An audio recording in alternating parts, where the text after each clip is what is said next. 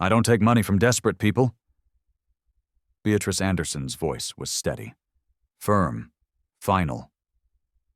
She pushed $2,500 in cash back across her sewing table.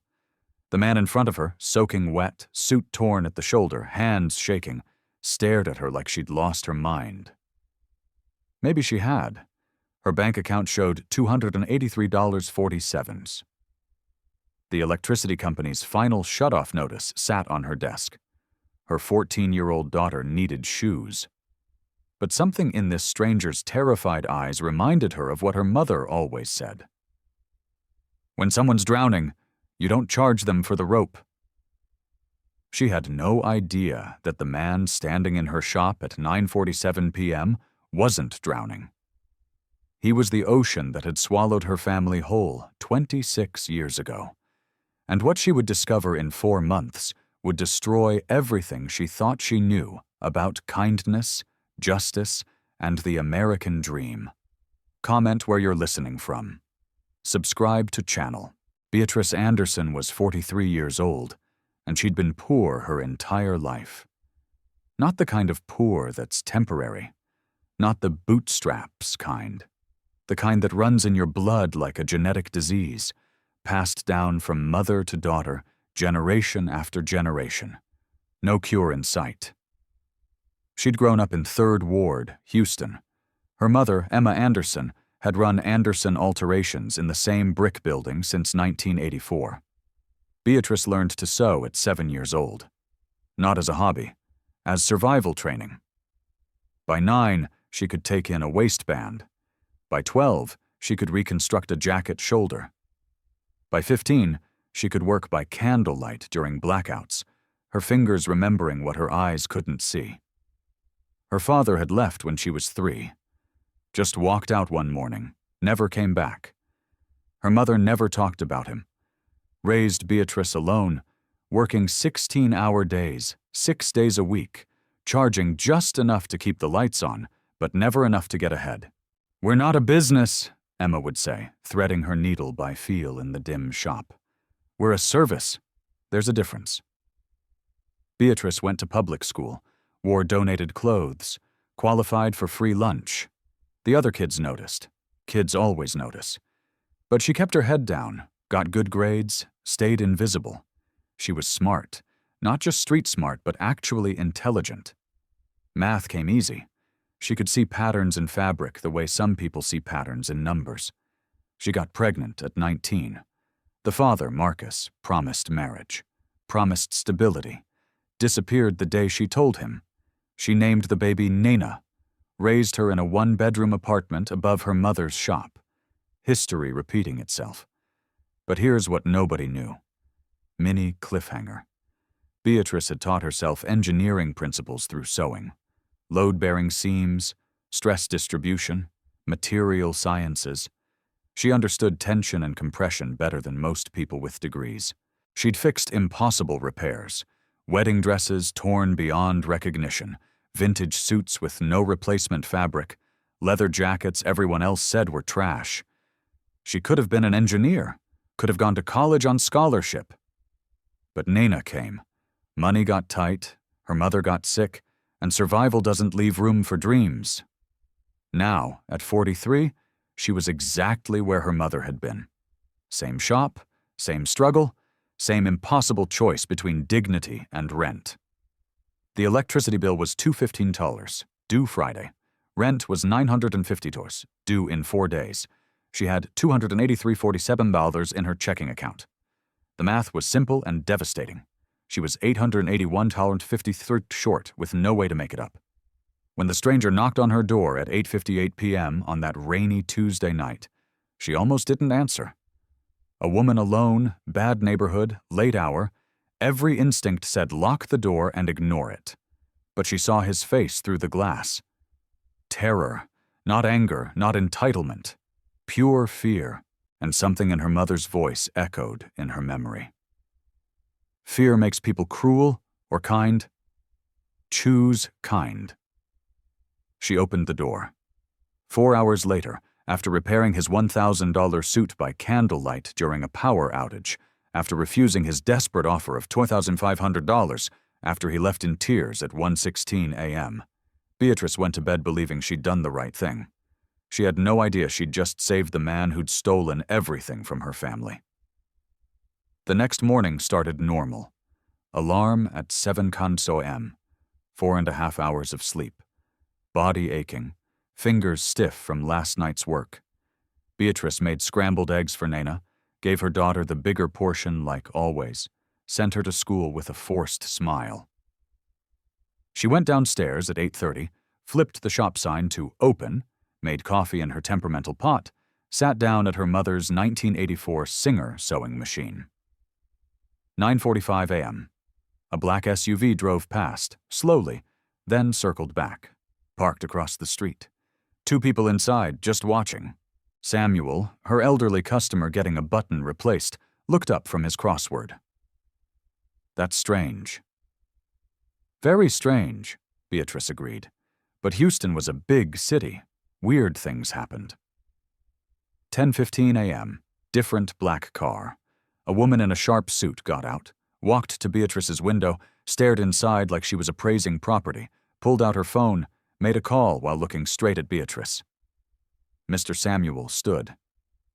Beatrice, I don't like this. 10:42 a.m. 3 black vehicles pulled up simultaneously. 8 people in dark suits stepped out, moved toward her shop in formation. Professional, coordinated, terrifying. Lock the door, Mr. Samuel said, already pulling out his phone to call 911. But the lead man was already at the door, already opening it. Miss Beatrice Anderson? Her voice came out smaller than she wanted. Who are you? He pulled out credentials. Richard Sterling, Senior Legal Counsel for Ashford Industries. We need to speak with you immediately regarding last night. I just fixed a suit. Her hands were shaking. I didn't do anything wrong. His face was unreadable. We know. That's exactly why we're here. What happened next will shock you. A woman stepped forward. Tailored suit, confident voice. Miss Anderson, I'm Melanie Brooks, VP of Communications. What we need to discuss is sensitive. We need privacy. Privacy for what? Beatrice backed against her sewing table. Am I being sued? No. Richard's voice was ice. But we need to talk about Gregory Ashford and what you did for him last night. Gregory. The desperate man. The torn suit. The $2,500 she'd refused. What had she done wrong? I helped someone, Beatrice said. That's not illegal. It's not. Melanie's voice softened slightly. But it is unusual, especially when that someone is Gregory Ashford. Another lawyer opened a briefcase, pulled out a tablet. Miss Anderson, do you follow business news? I barely have time to sleep. Beatrice's patience was fraying. No. He turned the tablet toward her. Forbes magazine cover. The man from last night, Gregory, stared back at her. The headline made her stomach drop. Gregory Ashford, the reluctant billionaire reshaping American manufacturing. Below it, $4.2 billion net worth. The room tilted. Beatrice grabbed the table. That's him? Her voice was faint. That's Gregory? Gregory Ashford, Richard confirmed. CEO and founder of Ashford Industries. Mr. Samuel helped her into a chair. She couldn't breathe. $4.2 billion. She'd refused $2,500 from a man worth $4.2 billion. Melanie showed another image. Gregory at the White House. Another at the UN. Another receiving a humanitarian award. No, Beatrice whispered. He was just a scared father with a torn suit. He was both, Melanie said. Richard pulled out more documents. Ashford Industries, 47 manufacturing facilities, 12,000 employees, $3.8 billion in annual revenue. This is when everything changed. Thomas Bennett, the third lawyer, added details Beatrice couldn't process. Medical equipment, automotive parts, aerospace components, numbers that made her poverty feel microscopic. "The meeting this morning," Beatrice managed. "He said 300 people would lose their jobs." "The Holston merger," Thomas confirmed. $800 million. 3 facilities on the line. He wasn't exaggerating. Richard showed her a news article time-stamped 10:00 a.m. this morning. Ashford Industries Board approves historic merger. 300 jobs saved. "He did it," Beatrice's voice broke. "He saved them." "Because of you," Melanie said firmly. "I just fixed a suit." "No." Richard leaned forward. "You did something much more important." He showed her an email from Gregory Ashford to his executive leadership team, sent 3:17 a.m.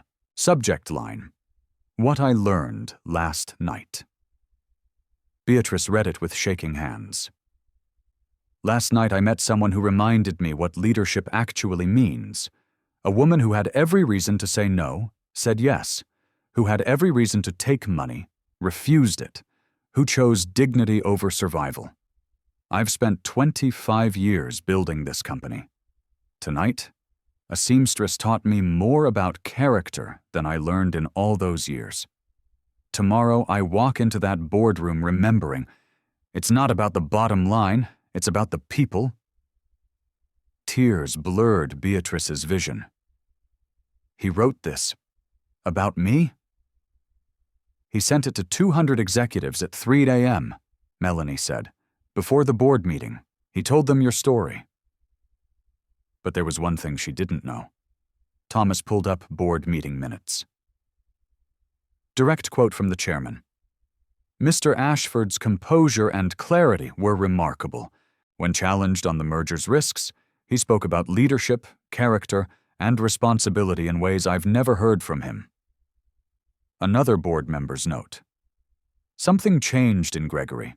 He seemed human." "Why are you telling me this?" Beatrice asked. "Because," Richard said, spreading papers across her work table, "Gregory Ashford is on his way here right now. He'll arrive in 10 minutes, and Ms. Anderson—" He opened another briefcase full of documents, architectural plans, legal contracts, financial projections. "He has a proposal for you." Beatrice stared at papers covered in her own name. Director positions, equity partnerships, numbers she couldn't comprehend. "What kind of proposal?" "One that will change your life," Melanie said softly. "If you'll let it." Outside, the most expensive car yet pulled up. Security stepped out first. Then Gregory Ashford, the billionaire she'd treated like any other desperate person who needed help. He walked toward her door. That was his biggest mistake. Not his. Hers. The biggest mistake of Beatrice Anderson's life was trusting what came next.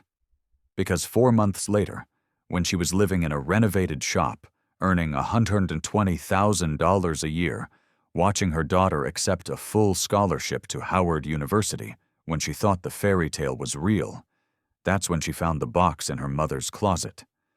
The box her mother had labeled, "Samuel, do not open." Inside were patent documents dated 1998, engineering schematics, a leather journal filled with designs, and a name she recognized from her childhood, spoken in whispers when her mother thought she was asleep. Samuel Anderson. Her uncle. Her mother's younger brother. The uncle who'd worked at Ashford Industries' first factory. The mechanical engineer who'd invented the precision manufacturing process that made Gregory Ashford's fortune possible. The uncle who'd been forced out in 1999, patents stolen, died in poverty in 2015.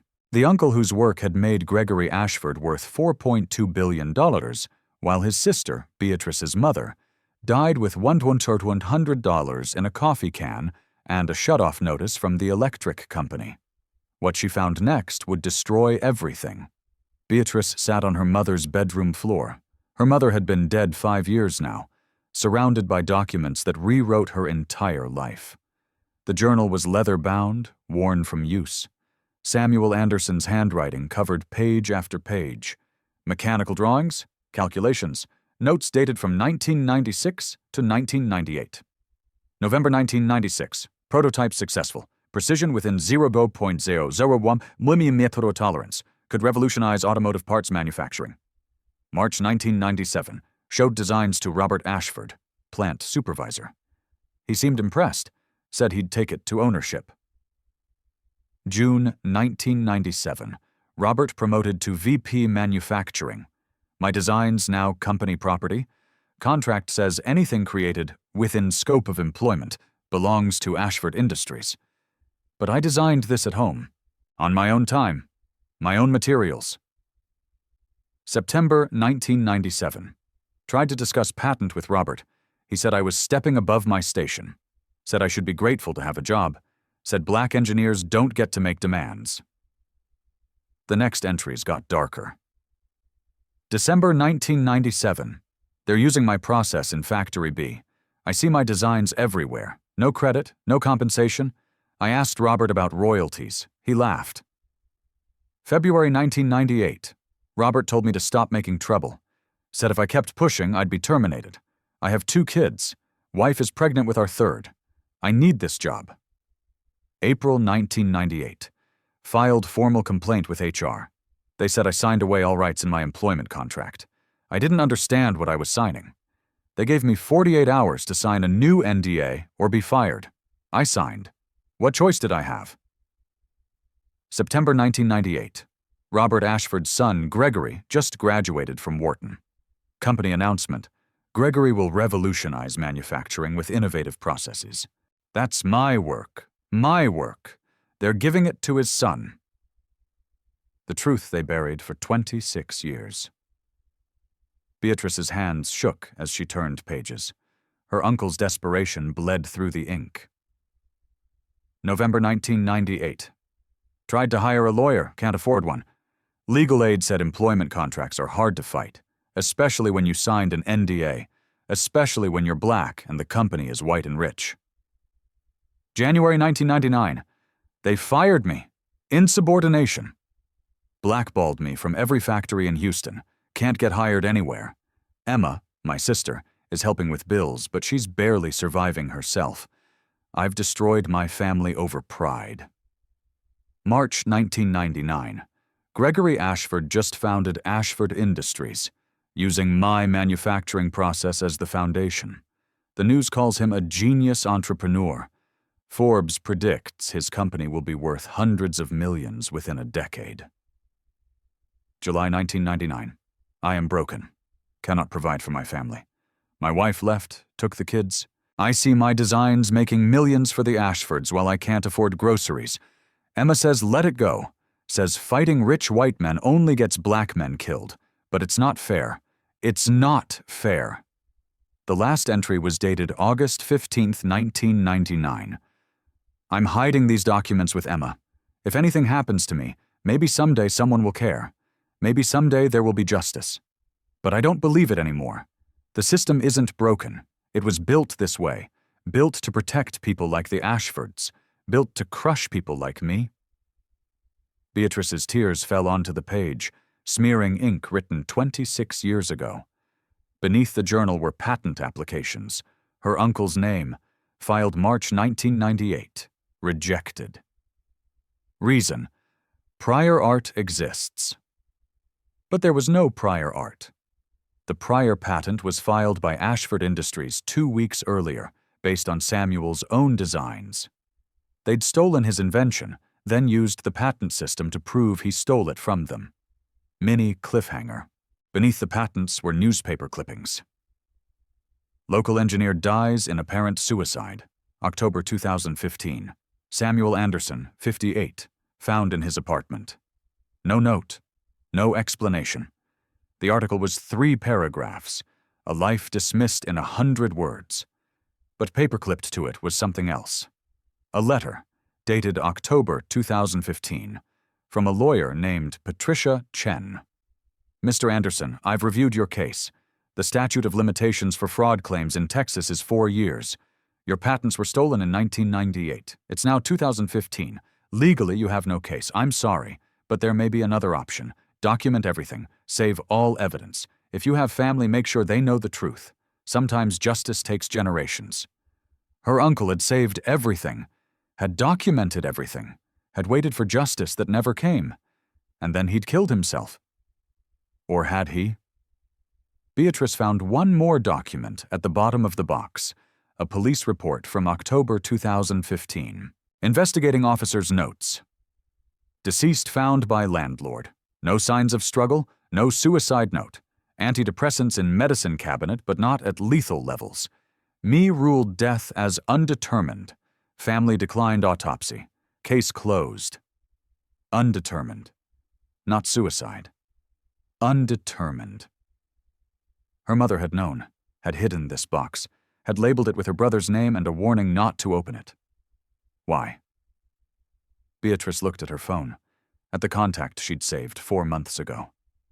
Gregory Ashford, the man who'd cried in her shop, who'd offered her $2,500, who'd given her a $120,000 job, a $2.1 million investment, a scholarship for Nana.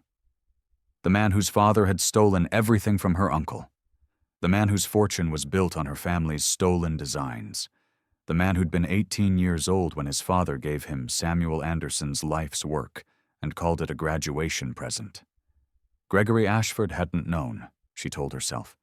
He was just a kid. His father did this. Robert Ashford was the villain.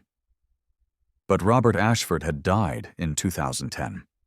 And Gregory had run Ashford Industries for 15 years after that, profiting every day from stolen work, never questioning where the family innovation came from, never wondering if his father had been honest. This is when Beatrice made a choice that would cost everything. She called Patricia Chen, the lawyer from the 2015 letter. 15 minutes of searching found her, still practicing, still taking underdog cases. Ms. Chen, my name is Beatrice Anderson. My uncle was Samuel Anderson. I need to talk to you about Ashford Industries. 2 weeks later, Beatrice sat in Patricia Chen's modest office in downtown Houston. The lawyer was 62, Chinese-American, sharp-eyed, and skeptical. I told your uncle in 2015 that the statute of limitations had passed, Patricia said. Why are you here? Beatrice spread the documents across the desk, the journal, the patents, the timeline. Patricia read for 20 minutes in silence.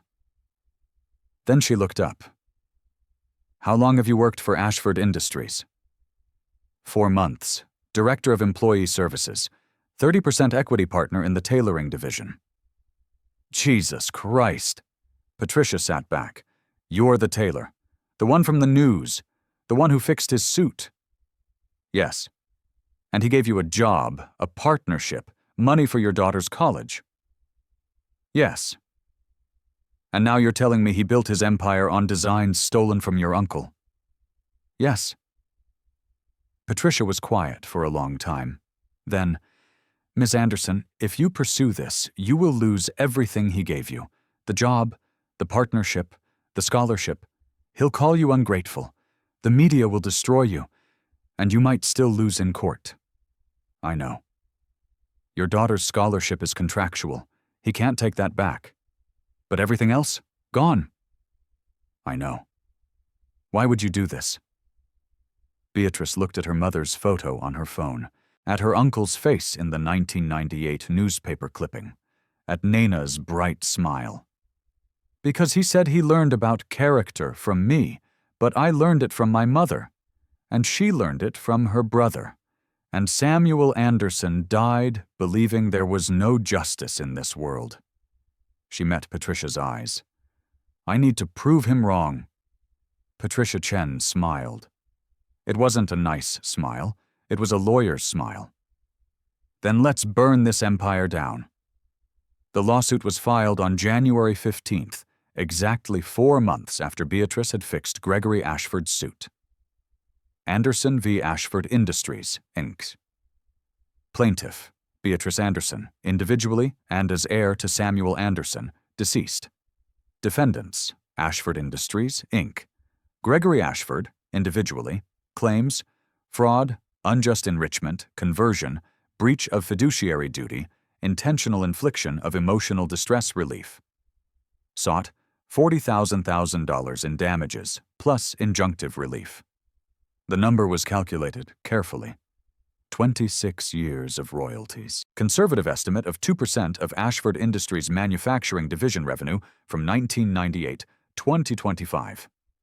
The media got hold of it within hours. That was her second mistake. The headlines came fast and brutal. Ungrateful Tailor sues billionaire benefactor. Woman who refused $2,500 now demands $40 million. Gregory Ashford's act of kindness backfires spectacularly. Lawsuit targets man who saved Houston jobs. The backlash was immediate and vicious. Twitter exploded. Off Business Insider.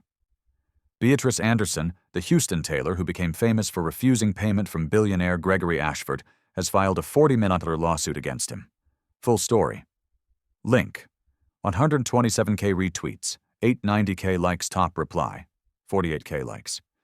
This is why no good deed goes unpunished. He gave her a job, a partnership, paid for her daughter's college, and this is how she repays him?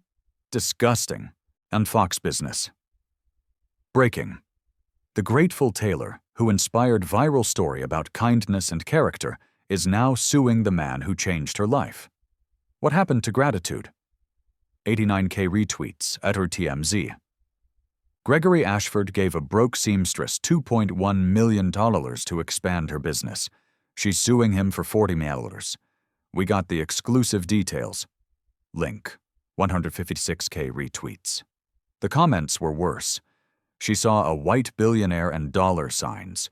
Race Hustler Playbook page 1. This is why you can't help these people. Give them an inch, they take $40 million. I knew something was off about her refusing the $2,500. It was all a setup. She played him. Her poor daughter. Imagine having a mother this shameless. Gregory Ashford's PR team worked fast. Within 24 hours, he was on Good Morning America. The host, sympathetic and warm. Gregory, this must be devastating. You tried to help someone, and now you're being sued. How are you feeling? Gregory, looking tired and hurt. Honestly, Robin, I'm heartbroken. I thought we'd built something meaningful. A partnership based on mutual respect. I invested millions in her community. I paid for her daughter's education, which, let me be clear, I won't take back. Nana deserves that scholarship no matter what her mother does. That's very generous of you. It's not about generosity. It's about doing what's right. He paused, and his voice cracked perfectly. I learned something from Beatrice that night. About character. About integrity. I thought we understood each other. I thought she believed in second chances, in building something together instead of tearing each other down. What do you think changed? I don't know. Maybe someone got in her ear. Maybe lawyers convinced her there was money to be made. But the Beatrice I met, who worked for 4 hours in the dark, who refused payment because I was desperate, I don't think she would do this. The host leaned in. The lawsuit alleges that your company stole designs from her uncle in 1998. What's your response to that? Gregory's face showed perfect sadness. My father, Robert Ashford, built this company from the ground up. He passed away in 2010, so he can't defend himself against these accusations. But I knew my father. He was a man of integrity. Did he make mistakes? Probably, we all do. But deliberately stealing from an employee? That's not the man who raised me. So you deny the allegations? I deny that my father was a thief. I deny that our company was built on stolen work. And I'm deeply saddened that someone I tried to help would make these accusations without any proof beyond some old notebooks that could say anything. What happened next will shock you. The public ate it up.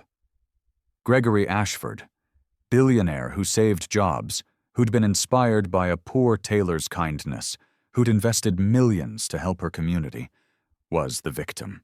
Beatrice Anderson, ungrateful, greedy, playing the race card, was the villain. Protesters appeared outside Anderson alterations. Not many, but enough. Signs read, "Gratitude, not greed." Ashford changed your life. Don't bite the hand that feeds you. Someone spray-painted her shop window. Race hustler. Nana came home from school crying. Mom, everyone's saying terrible things. They're saying you're a liar. They're saying we're thieves. Why are you doing this? Beatrice held her daughter. Baby, sometimes doing the right thing makes people hate you. But is it the right thing? Mr. Ashford gave us everything. He gave you everything. He gave us what he could afford to lose, Nana. What he couldn't afford was the truth. But Nana pulled away. I don't understand. We were finally okay. Finally stable. And you're destroying it. Beatrice watched her daughter walk to her room and close the door. Watched the thing she'd feared most happening. Her child losing faith in her. She called Patricia Chen. They're destroying me. The media, the public. My own daughter doesn't understand. Patricia's voice was steel. Did you think this would be easy? You're a black woman accusing a white billionaire of building his empire on stolen black labor. Of course they're destroying you. That's the playbook. Discredit the accuser. Make it about gratitude instead of justice. What if we can't prove it? Then we lose. But Beatrice, we're not going to lose. How can you be sure? Because rich men always leave evidence. They think they're untouchable, so they get sloppy. And Gregory Ashford? He's not half as smart as he thinks he is. Mini cliffhanger. Discovery began in February. Patricia Chen filed subpoenas for every document Ashford Industries had from 1996-2000. Employment records, patent applications, internal memos, financial statements.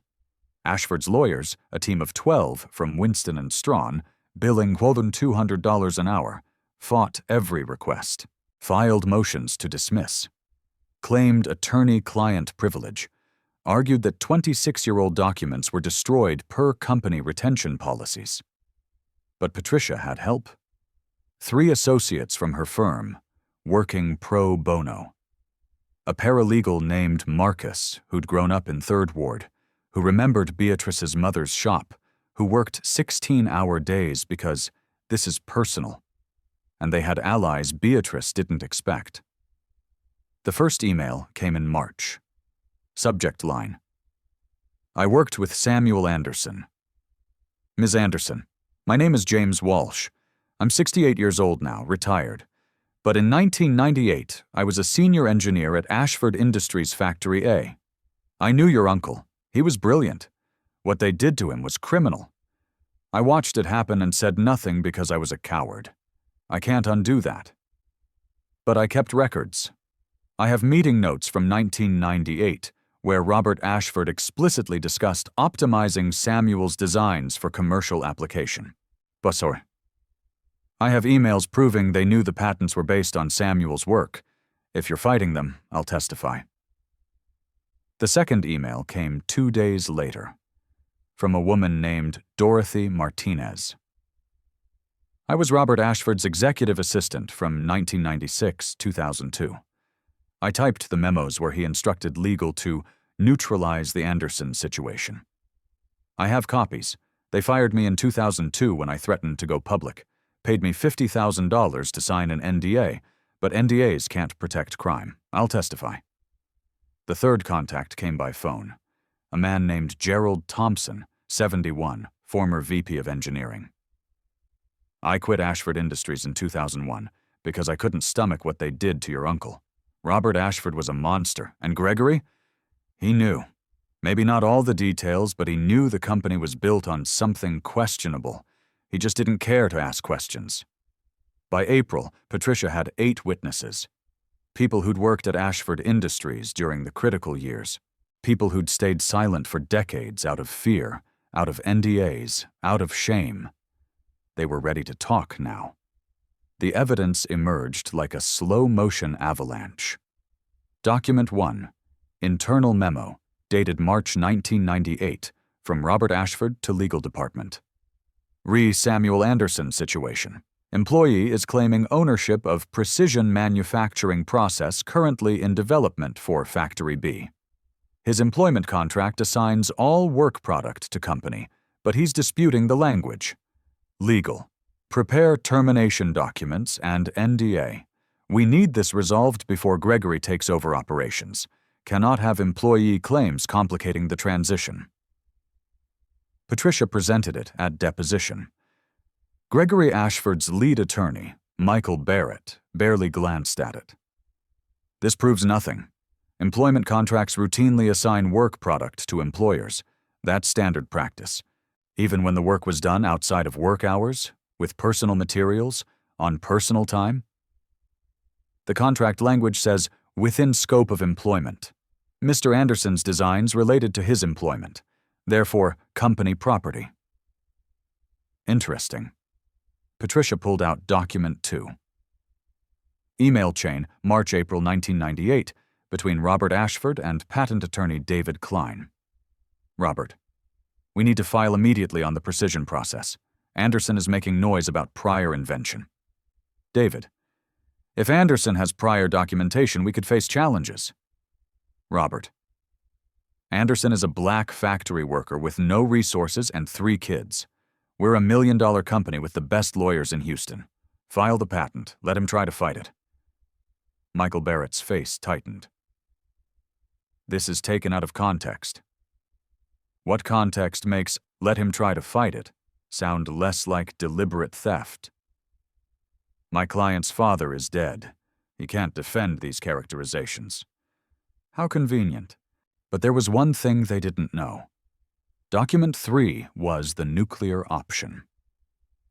Patricia had saved it, had verified it with 3 independent forensic analysts, had confirmed its authenticity beyond any doubt.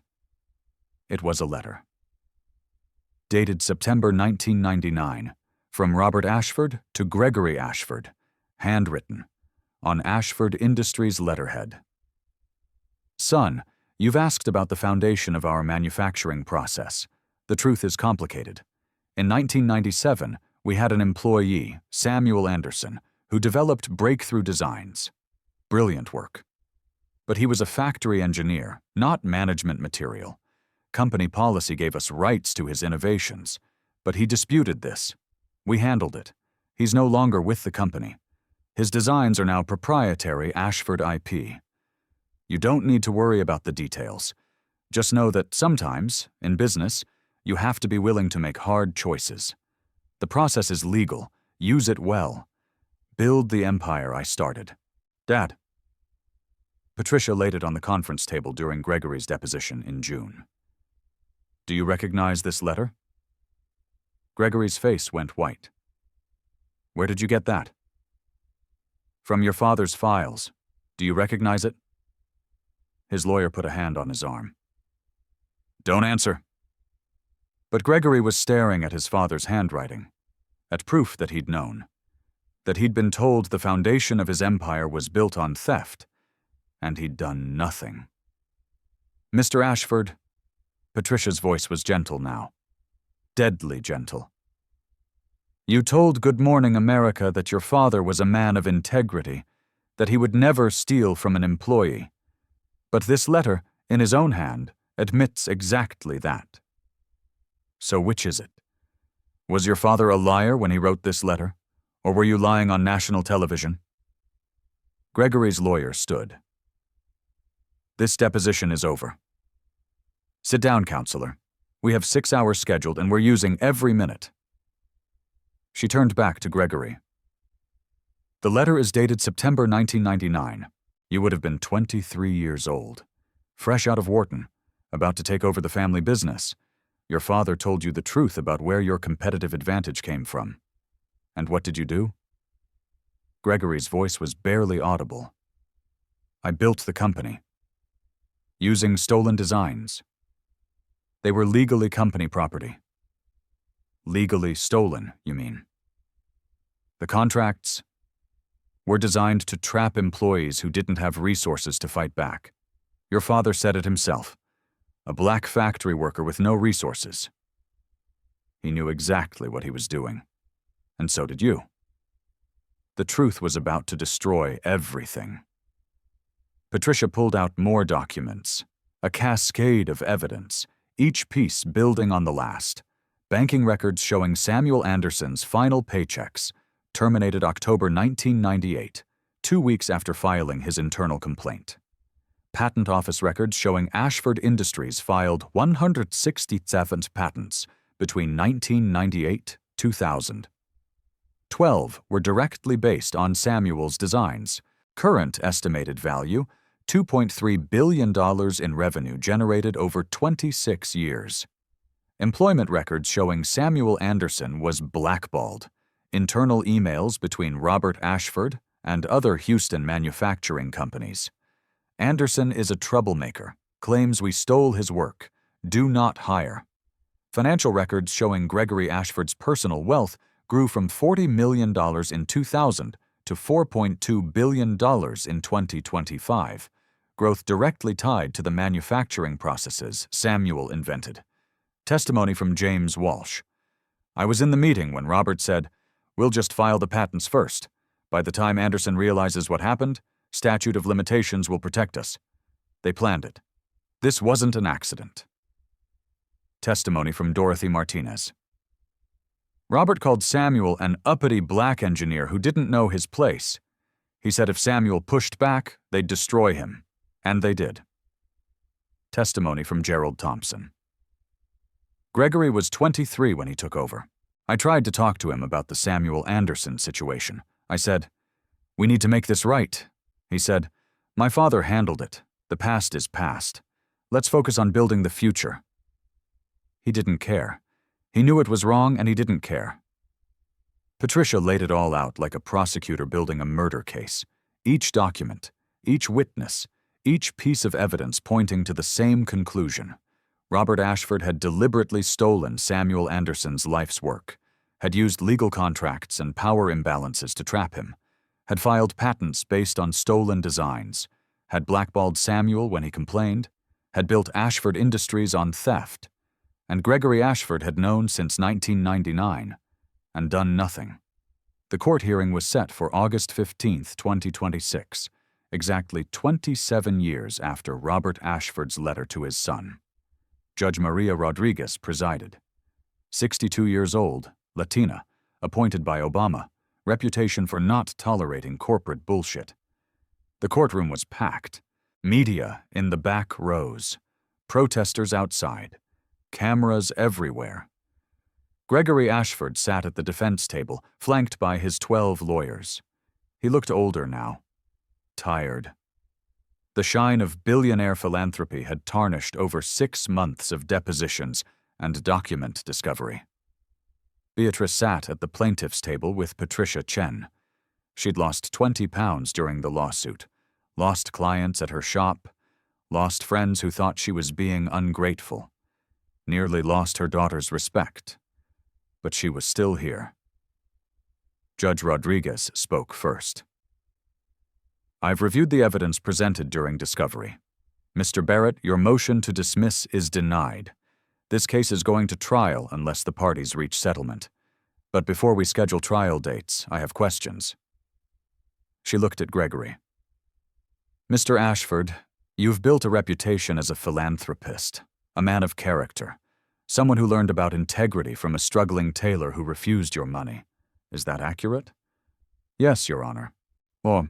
And yet, the evidence suggests your company, your family's company, was built on designs stolen from an employee who couldn't afford to fight back. How do you reconcile those two things?" Gregory's lawyer started to object, but Gregory held up a hand. "Your Honor, my father handled those matters before I took over. I was young. I didn't understand the full implications." "You were 23, Mr. Ashford. A Wharton graduate. You understood business. You understood intellectual property. Your father sent you a letter explaining exactly where your competitive advantage came from. What did you do with that information?" Silence. "Mr. Ashford, I'm asking you a direct question." Gregory's voice cracked. "I built the company. I used the processes. I generated revenue. I created jobs." Using stolen intellectual property. The contracts were legal documents designed to trap vulnerable employees. Legal doesn't mean ethical, Mr. Ashford. You know that.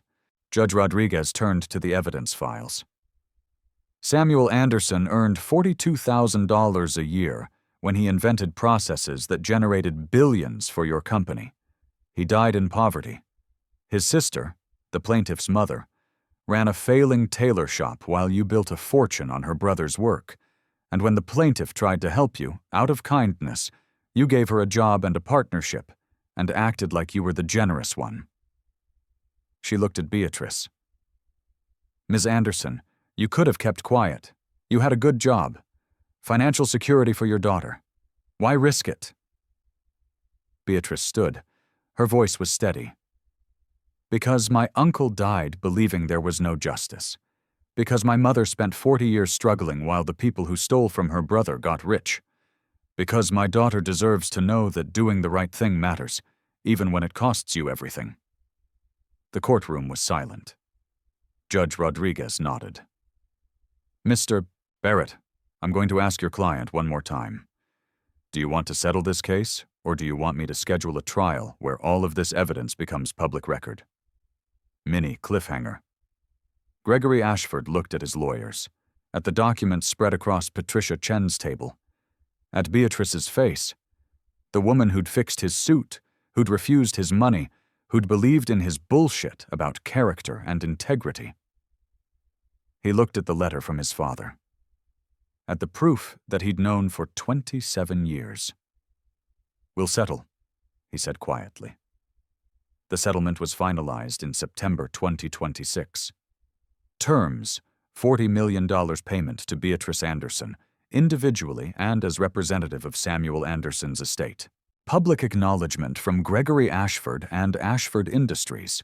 We acknowledge that Samuel Anderson, a black engineer employed by our company from 1996-1998, made substantial and innovative contributions to manufacturing processes that became foundational to Ashford Industries' success. We acknowledge that Mr. Anderson was not adequately compensated for his contributions, and that company practices at the time failed to recognize his intellectual property rights. We deeply regret the harm caused to Mr. Anderson and his family. Establishment of the Samuel Anderson Innovation Fund, $50 million endowment to support black and minority engineers pursuing manufacturing innovation. Administered by Howard University. Patent attribution. All patents derived from Samuel Anderson's work would be retroactively credited to him as co-inventor. Restructuring of Beatrice's partnership. 50% equity stake in Ashford Employee Services, up from 30%, with independent board oversight to prevent conflicts. Policy changes. Ashford Industries implemented new IP attribution policies, including independent review of employee contracts, fair compensation for employee innovations, and a whistleblower protection program. But the settlement wasn't the victory. The victory was what came after. The media coverage shifted.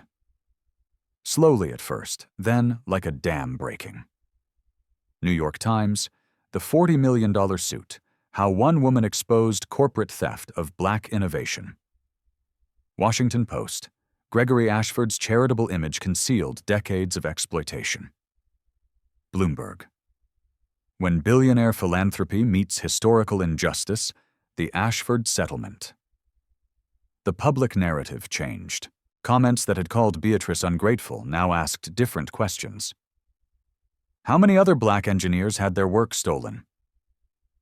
How many self-made billionaires actually built empires on stolen black labor? Why did it take a lawsuit for Ashford to acknowledge what he'd known for 27 years? 3 other former Ashford Industries employees came forward with similar claims. The company settled those too. Quietly. Industry publications ran investigative pieces on IP theft from minority employees. Congress held hearings on employment contract reform. Law schools added case studies on the Anderson versus Ashford settlement. Nana, who'd been angry and confused during the lawsuit, wrote an essay for her college application titled, "What My Mother Taught Me About Justice." She got into Howard's engineering program with full scholarship from the Samuel Anderson Innovation Fund. The fund's first year supported 47 Black engineering students. By year 3, 200. By year 5, the endowment had grown to $120 million through additional donations. Samuel Anderson's name, forgotten for 27 years, now appeared on university buildings, scholarship programs, engineering awards. And Beatrice? She kept running Anderson alterations, kept hiring local seamstresses, kept offering free alterations to job seekers every Saturday. But now she did it without worrying about electricity bills or rent. She used $10 million of the settlement to establish an IP legal defense fund for employees fighting patent theft. Free lawyers for people like her uncle who couldn't afford to fight. She donated $5 million to Third Ward community programs, after-school STEM education, small business grants, housing assistance. She invested $15 million in a trust for Nana and future grandchildren. She kept $10 million for herself. Bought a modest house in the same neighborhood. Nothing fancy. She didn't need fancy. The remaining settlement funds went to causes her mother and uncle would have supported: scholarships, legal aid, community development. And Gregory Ashford? His reputation never recovered. He resigned as CEO of Ashford Industries in November 2026. The board appointed independent leadership. His net worth dropped from $4.2 billion to $2.8 billion as the company restructured and paid out additional settlements. He gave interviews about learning from mistakes and the complicated legacy of family businesses. Nobody bought it. His TED Talk about the night a tailor taught me about character was deleted from the internet. His Good Morning America interview, where he'd called Beatrice ungrateful, became a case study in how powerful men weaponize victimhood. He still had billions. He still had mansions and private jets and access to power. But everyone knew the truth now. His empire was built on stolen Black innovation. And the only reason anyone found out was because a broke tailor refused $2,500 and chose dignity over survival. So let me ask you something. Have you ever worked for someone who took credit for your ideas? Have you ever signed a contract you didn't fully understand because you needed the job?